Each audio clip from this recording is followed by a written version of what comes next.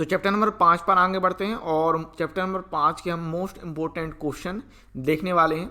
सांतत्य तथा अवकलनीयता, ठीक है, कंटिन्यूटी एंड डिफरेंटिविटी। तो यहाँ से आपका कलन का पोर्शन यानी कि कैलकुलस का पोर्शन स्टार्ट हो जाता है और चैप्टर नंबर 5, 6, 7, 8, 9 ये जो टॉपिक हैं 5, 6, 7, 8, 9 चैप्टर हैं, ये आपके कैलकुलस के अंतर्गत आते हैं और मोस्ट इंपोर्टेंट आपका टॉपिक है, क्योंकि लगभग आधा 50% आपका यहीं से कवर हो जाता है, लगभग। क्योंकि अगर मैं यूपी बोर्ड की बात कर लूँ तो यूपी बोर्ड में अनुमानतः, ये हमेशा नहीं होता है, यूपी बोर्ड में आपका 44 नंबर का कैलकुलस से बन जाता है। अब ये 44 नंबर का ऊपर नीचे भी होता है 19-20, 44 का आपका 40 भी हो सकता है और 48 भी हो सकता है, इसमें कोई प्रॉब्लम नहीं है, ठीक है। यानी कि हम कह सकते हैं कि कैलकुलस के अंतर्गत 5, 6, 7, 8, 9 ये आपके जो 5 चैप्टर हैं, किसमें से 13 में से ये जो कैलकुलस के 5 चैप्टर हैं, इसमें आपका 40 से 48 के बीच में नंबर आपको आते हैं पेपर में। इसका मतलब ये आपका पोर्शन बहुत इंपॉर्टेंट हो जाता है, ठीक है। तो चलिए इसमें हम इंपॉर्टेंट क्वेश्चन की बात कर लेते हैं। अब कैलकुलस के अंतर्गत जो आपका चैप्टर नंबर 5 है, ये सबसे ज़्यादा सरल कॉन्सेप्ट के अंतर्गत आता है, क्योंकि अवकलन करना बहुत ही ज़्यादा सरल है। अगर जिसने लेक्चर मेरे देखें उसको पता है कि बहुत ही ज़्यादा सिंपल सरल प्रोसेस है और ज़्यादा कुछ करने के लिए इसमें रहता नहीं, ठीक है। कंटिन्यूटी के सवालों पर बात कर लें तो कंटिन्यूटी सांतत्य के सवालों पर यहाँ पर अभी आपको कुछ नहीं, उदाहरण नंबर 2 देख लीजिएगा और हम लोग सीधे बढ़ेंगे आगे। अब यहाँ पर आपको कुछ नहीं करना, उदाहरण नंबर 2 एक बार देख लीजिएगा अच्छे से। इसके बाद सीधे यहाँ पर कोई भी सवाल आपको नहीं लगाना है, मैंने सारे सवाल लगवाए हुए हैं, अच्छी तरीके से लगवाए हुए हैं, लेकिन यहाँ पर आप इंपोर्टेंट सवाल की कैटेगरी में क्वेश्चन रखिए और सीधे आगे बढ़ेंगे। हम लोग फटाफट देखने वाले हैं उदाहरण नंबर हमारा कौन सा, उदाहरण नंबर 17, ठीक है, ये वाला सवाल। उदाहरण नंबर 17 आप अच्छी तरीके से देख के जाइएगा, अच्छी तरीके से लगा के जाइएगा उदाहरण नंबर 17 में क्या है क्या नहीं है और किस तरीके से आपको उदाहरण नंबर 17 करना है, ठीक है। तो हम लोग उदाहरण नंबर 17 देखने वाले हैं। इंपॉर्टेंट सवाल है, साइन फलन के सांतत्य पर विचार कीजिए, इसको लगा लीजिएगा। इसके बाद जो भी आपके उदाहरण है, उदाहरण नंबर 17 के बाद हमारे पास आता है उदाहरण नंबर 18, इसको भी आपको देखना है, ठीक है। अब देखो ये उदाहरण नंबर 17 के पास हमारे पास एक टिप्पणी है, इस टिप्पणी को भी मैंने सॉल्व करवाया है कि कॉस फलन के सांतत्य का प्रमाण तक किए जा सकते, तो इस सवाल को भी मैंने लगवाया है वीडियो लेक्चर के अंतर्गत, तो इसको भी देखना। उदाहरण नंबर 18, ठीक है, ये इंपॉर्टेंट रखिए, इसको लगा के जाएंगे हम लोग। इसके बाद उदाहरण नंबर 19, भैया मोस्ट इंपॉर्टेंट सवाल है, यूपी बोर्ड वाले ध्यान रखना और बाकी सभी बोर्ड, बहुत बार ये सवाल पूछा गया है, 1 नंबर में, सवाल में कुछ नहीं है लेकिन मोस्ट इंपोर्टेंट सवाल ध्यान रखिएगा। इसके अलावा उदाहरण नंबर 19 के बाद उदाहरण नंबर 20 भी आप लोग करके ही जाइएगा, ठीक है, उदाहरण नंबर 20। अब आ जाते हैं प्रश्नावली 5.1 में। तो शुरुआत में तो कुछ नहीं, लेकिन यहाँ पर आइए और हम लोग लगाएंगे सवाल नंबर 8, ठीक है, इसको लगा के जाएंगे हम लोग। सवाल नंबर 9, क्वेश्चन 9, इसको लगा के जाएंगे, फिर अब आगे बढ़ जाएंगे, ठीक है। और इसमें भैया ये 17वां मोस्ट इंपोर्टेंट सवाल भैया 17वां मोस्ट इंपोर्टेंट, इसको आप अच्छी तरीके से लगा के जाइएगा क्वेश्चन नंबर 17 को, ठीक है।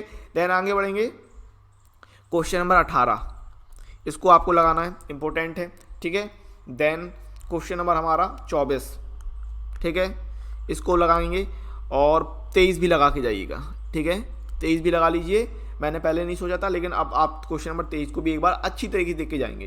क्वेश्चन नंबर 24 आपका मोस्ट इंपोर्टेंट है, इसको आप तो बढ़िया तरीके से देख के ही जाएंगे, ठीक है।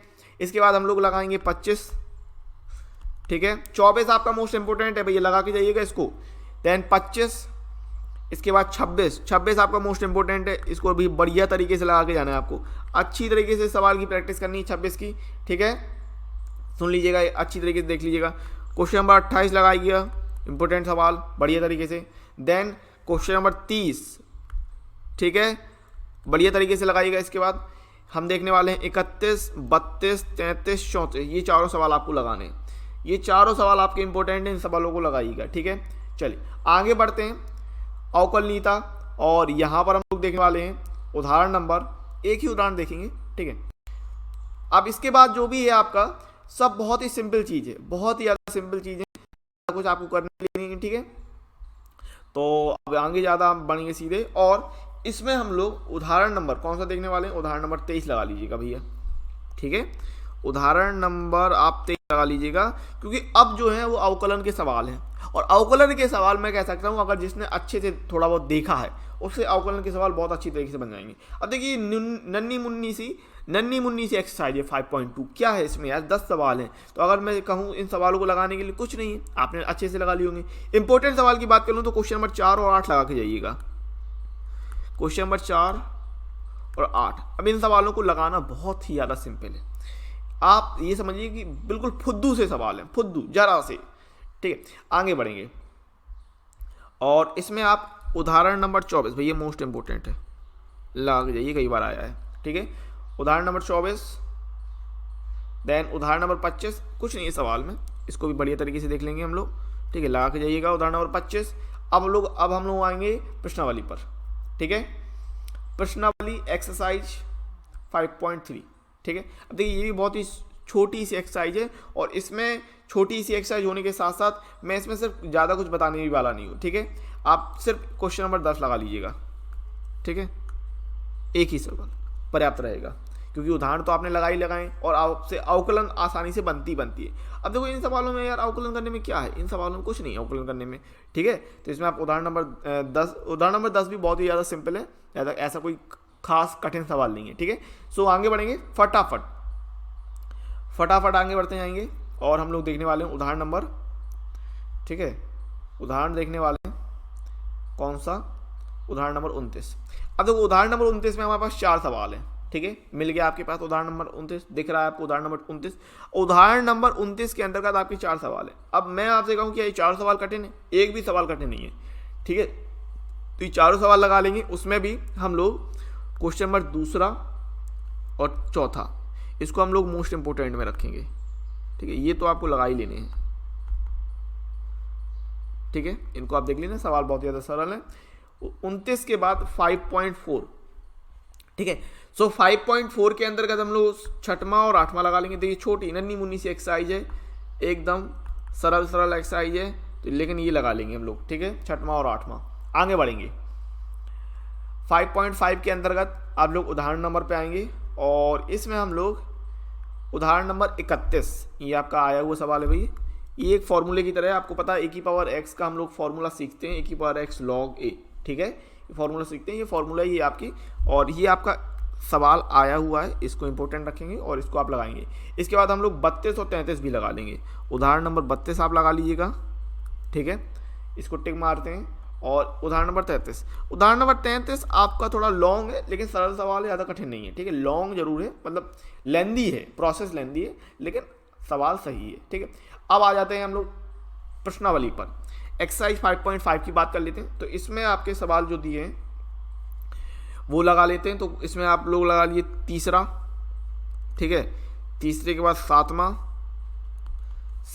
8वां लगा लीजिए, 9वां लगा लीजिए भाई, 9वां तो मोस्ट इंपोर्टेंट है, 9वां लगा के जाइएगा, ठीक है। 9वें के बाद हम लोग इसके बाद 12वां मोस्ट इंपोर्टेंट, ठीक है, 13, 14 और 15, ये 4 सवाल आपके मोस्ट इंपोर्टेंट है, मोस्ट इंपोर्टेंट सवाल हैं, इन सवालों को बढ़िया तरीके से लगाइएगा, 12, 13, 14, 15, ठीक है, अच्छी तरीके से लगाएंगे। अब हम लोग बढ़ेंगे आगे उदाहरण पर, ठीक है, फटाफट आगे उदाहरण नंबर 35 देखिए, फटाफट, ये आपका कई बार आया वो सवाल है, कुछ नहीं है सवाल में, देखिए 4 लाइन का सवाल है, कुछ नहीं है सवाल में, मोस्ट इंपोर्टेंट है, ठीक है, 2 नंबर में और 1 नंबर में कई बार आया है। उदाहरण नंबर 35 बढ़िया तरीके से लगाइएगा। देन उदाहरण नंबर 36, ठीक है, उदाहरण नंबर 36। अब थीटा के स्थान पर अगर टी भी है, थीटा के स्थान पर अगर टी को भी हमने किया तो भी सवाल आपसे बन जाएगा, तो उदाहरण नंबर 36 लगा लीजिएगा। देन हम लोग आगे बढ़ेंगे, उदाहरण नंबर 37 भी लगाना है आपको, ठीक है, 35, 36, 37, ये उदाहरण आप अच्छे से देख के जाएंगे। अब हम लोग बढ़ेंगे प्रश्नावली पर, नन्ही मुन्नी सी प्रश्नावली, ठीक है, प्रश्नावली 5.6 पर। तो प्रश्नावली 5.6 के आपको सवाल लगा लेना है पहला, इसके अलावा 6वां, 8वां और 11वां, ये सवाल लगा लीजिएगा, ठीक है, पहला, 6वां, 8वां, 11वां, ये आपके इंपॉर्टेंट सवाल हैं, पहला, 6वां, 8वां, 11, 5.6 का पहला, 6वां, 8वां, 11, ये लगा लीजिएगा, ठीक है। अब हम लोग उदाहरण पर बढ़ने वाले हैं, उदाहरण देखने वाले हैं फटाफट। उदाहरण नंबर 39 मोस्ट इंपोर्टेंट है भाई, मोस्ट इंपोर्टेंट सवाल है उदाहरण नंबर 39, इसको लगा लीजिएगा। देन उदाहरण नंबर हमारा 41, इसको भी बढ़िया तरीके से लगाइएगा, मोस्ट इंपॉर्टेंट सवाल अच्छी तरीके से, ठीक है। अब हम लोग प्रश्नावली पर बढ़ेंगे 5.7, ठीक है। अच्छा 5.7 में आप लोग कौन कौन सवाल देखने वाले हैं, मैं टिक लगवा देता हूँ, तो इनको लगाइएगा जरूर। 9वां 11वां, 9वां 10वां 11वां, 11वां आपका मोस्ट इंपॉर्टेंट है भाई, मोस्ट इंपॉर्टेंट है 11वां, ठीक है।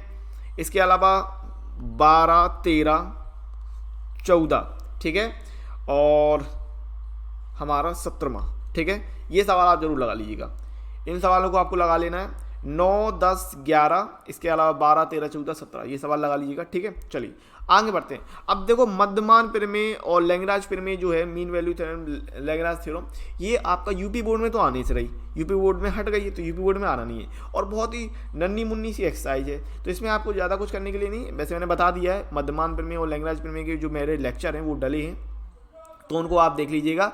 इसके अलावा यहाँ पर हम लोग कौन सा लगाने वाले हैं, उदाहरण नंबर 43, उदाहरण नंबर 43 हम लोग करने वाले हैं, ठीक है। और उदाहरण नंबर 43 कर लीजिए, उदाहरण नंबर 43 आप लगा लीजिएगा। और ये हमारी नन्ही मुन्नी सी एक्सरसाइज प्रश्नावली 5.8, इसमें भी हम लोग 5.8 में क्वेश्चन नंबर 4 लगा लीजिएगा, ठीक है। इसके अलावा आप लैग्रांज और मध्यमान का टॉपिक थोड़ा सा समझ लीजिएगा, मैंने 2 ही सवाल करवा दिए हैं, तो इनको आप अच्छे से देख लीजिएगा, ठीक है। विविध उदाहरण पर आ जाते हैं। विविध उदाहरण के अंतर्गत हम लोग क्या करने वाले हैं, यहाँ पर आप 44 को छोड़िए और इम्पोर्टेंट में 45 को भी इग्नोर कर लेते हैं, हम लोग सीधे बढ़ते हैं 46 पर, ठीक है। तो आप लोग को 46 क्वेश्चन नंबर, जो उदाहरण नंबर हमारे पास दिया है 46, ये आपका इम्पोर्टेंट सवाल है, इसको लगा के जाएंगे हम लोग, ठीक है। उदाहरण नंबर 46, उदाहरण नंबर 47 और उदाहरण नंबर 48, ठीक है, ये हम लोग लगा के जाएंगे। विविध उदाहरण के उदाहरण 46 47 48 ये हम लोग लगा के जाएंगे। अब आ जाते हैं विविध प्रश्नावली पर। तो विविध प्रश्नावली में हम लोग को कौन सा सवाल लगाना, एक तो सवाल नंबर 7, ठीक है, सवाल नंबर 7 आप लगा के जाएंगे, ठीक है।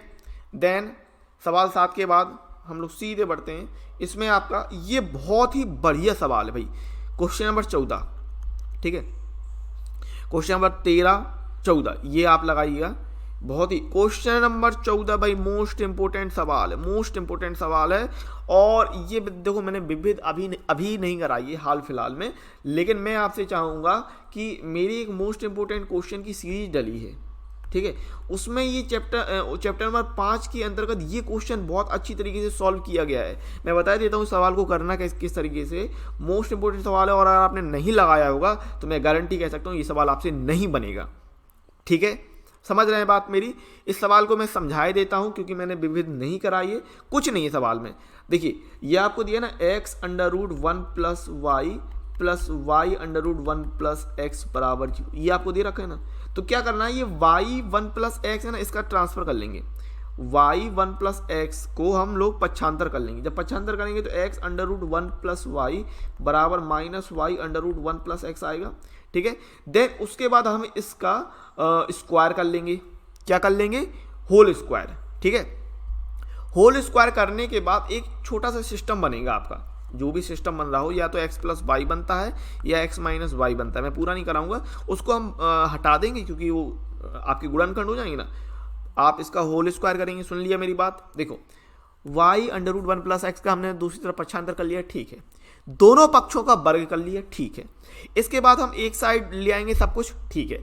इसके बाद एक साथ लाने के बाद हम उसका गुणनखंड कर लेना है, ये भी ठीक है। गुणनखंड करने के बाद एक सिस्टम होगा जो छोटा सा होगा, एक बड़ा सा सिस्टम आएगा और एक छोटा सा सिस्टम आएगा। छोटे से सिस्टम को हम हटा देंगे, बड़े से सिस्टम को हल करके ये जो वैल्यू आपसे सिद्ध करने के लिए कह रहा है ये निकाल लेंगे।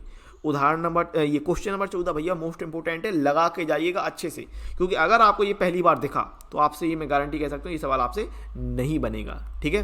तो क्वेश्चन नंबर 13 14, इसके बाद हम लोग बढ़ जाएंगे और हम लोग इसमें 17, ठीक है, क्वेश्चन नंबर 17 और 16 भैया मोस्ट इंपोर्टेंट, 16 मोस्ट इंपोर्टेंट सवाल है ये, कई दफा पूछा गया है, और इसी में 16 की तरह एक साइन वाला सवाल भी बनता है, ठीक है। 16 17 अच्छी तरीके से लगा के जाइएगा, ठीक है। और हम लोग लगाएंगे 23, ठीक है।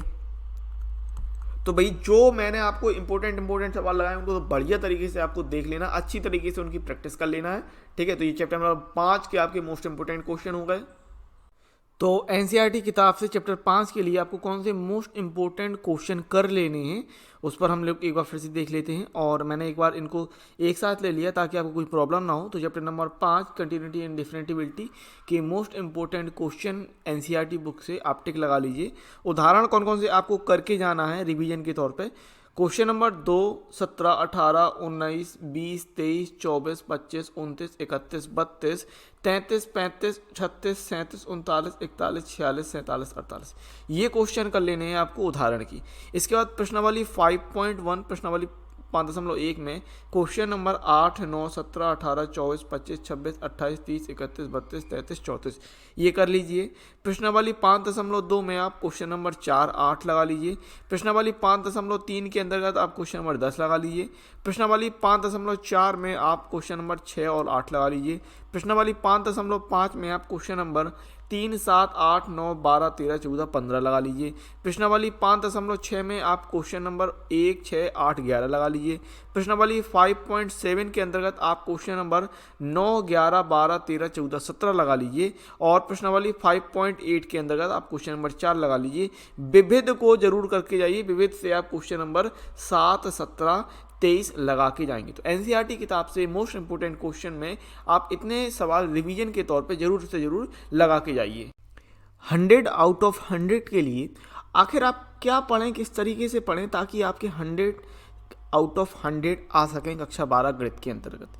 तो मेरी थ्योरी के हिसाब से आपको ये चीज़ें करना बहुत ही ज़्यादा ज़रूरी है। देखिए, अगर आप एनसीईआरटी बुक से पढ़ रहे हैं तो एनसीईआरटी बुक के अंतर्गत रिवीजन करने के लिए, देखिए रिवीजन का वक्त है ये, रिवीजन के लिए आपको मैंने इंपॉर्टेंट क्वेश्चन के लिए टिक लगवा दिए। तो उस वीडियो के आधार पर आप इंपॉर्टेंट क्वेश्चन कर लीजिएगा वहाँ से एनसीईआरटी बुक से, अगर आप एनसीईआरटी बुक से तैयारी कर रहे हैं। और अगर आप किसी रेफरेंस बुक का, किसी प्राइवेट बुक का इस्तेमाल कर रहे हैं, किसी प्रकाशन का, अलग प्रकाशन का इस्तेमाल कर रहे हैं तो भी अच्छी बात है, कोई दिक्कत नहीं है। लेकिन आप अगर एनसीईआरटी बुक का तैयारी कर रहे हैं तो फिर मैंने आपको इंपॉर्टेंट क्वेश्चन के लिए टिक लगवा दिया है ताकि आप जल्दी से जल्दी रिवीजन कर सके, तो वहाँ से वो देखिए। इसके अलावा अगर आपके पास कोई क्वेश्चन बैंक है, अब क्वेश्चन बैंक क्या होता है, तो क्वेश्चन बैंक एक इंपॉर्टेंट क्वेश्चंस की बुक होती है, ठीक है।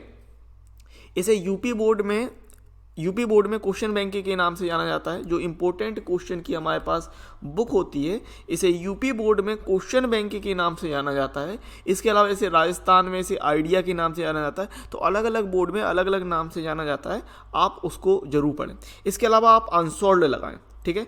अनसॉल्व्ड लगाना बहुत ही ज़्यादा ज़रूरी है, यानी कि लास्ट ईयर के पेपर, ठीक है।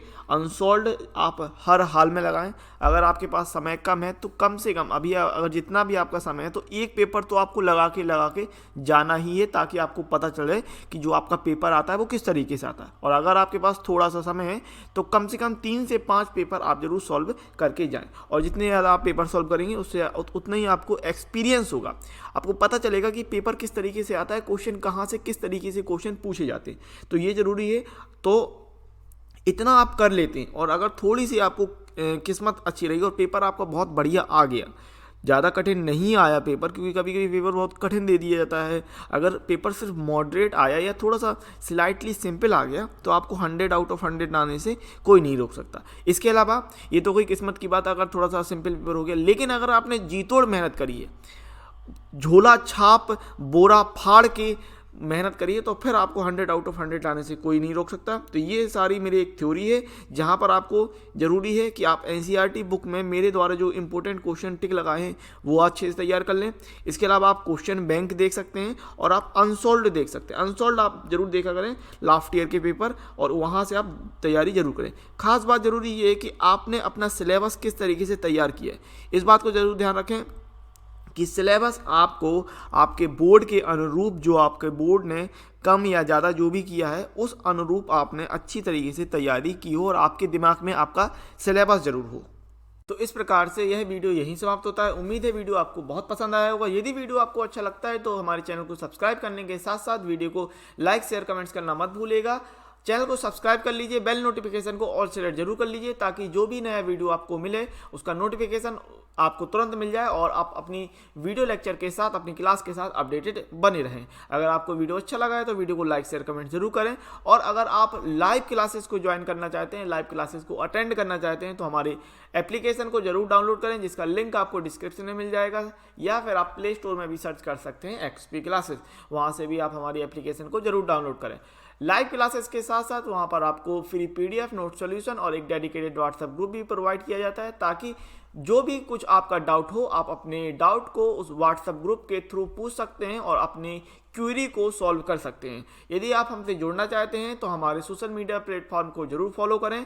फेसबुक, टेलीग्राम, इंस्टाग्राम और ट्विटर के लिंक आपको डिस्क्रिप्शन में ही मिल जाएंगे। सभी के लिंक आपको डिस्क्रिप्शन में दिए हुए हैं, तो उनको आप फॉलो जरूर कर सकते हैं। वहाँ पर हमें मिलेंगे अगली वीडियो लेक्चर के साथ। तब तक के लिए जय हिंद, जय भारत।